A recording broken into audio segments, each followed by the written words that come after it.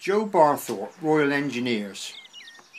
I was born in Lincolnshire and joined the Royal Engineers as a driver. When I arrived in Stoke Hamdon, I was with the 148th Field Squadron, part of the Guards Armoured Division. My unit was billeted in the old Spats factory, my quarters being on the top floor. I spent my 21st birthday in Stoke, married a local girl and came back here to live after the war.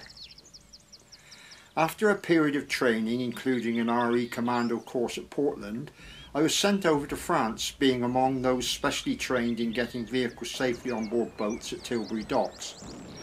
These had to be manoeuvred onto the boats in reverse with a system of hand signals so that they could be driven off quickly once they arrived in France. I reached Arromanches with my unit on D-Day +4 and drove off the boats into the sea, being up to our chests in water. The vehicles had 6 wheels with metal tracks for going over soft ground. The special waterproofing held, and once out of the water the vehicles had to be de-waterproofed so as to avoid condensation. We headed for Bayeux but were held up about 2 miles outside the town.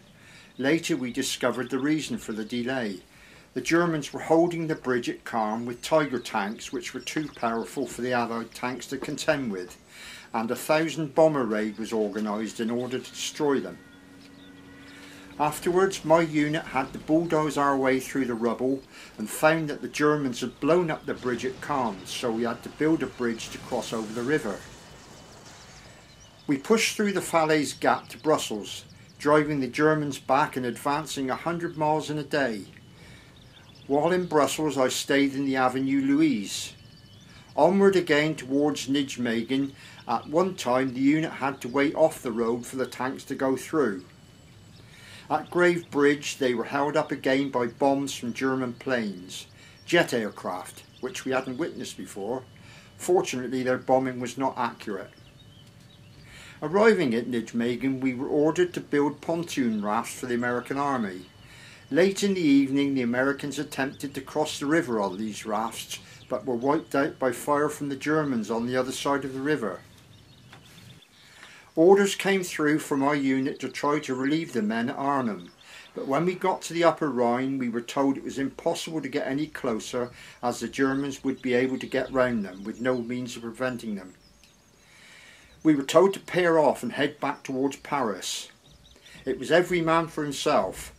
I paired off with a sapper called Felix Williams, returning to Nijmegen and staying at the power station. At the time that the RAF were sent to bomb the Mona Dam, the Dam Busters raid, my unit was on its way to the Black Forest to build bridges over the Rhine.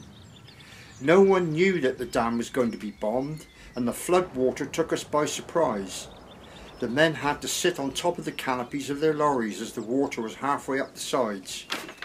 I didn't get to the bridge building as I came down with food poisoning together with 3 others. I was flown back by Dakota to Brussels General Hospital and after some time transferred to a convalescent hospital at Knox-le-Zout near Ostend. While I was convalescing, the war ended.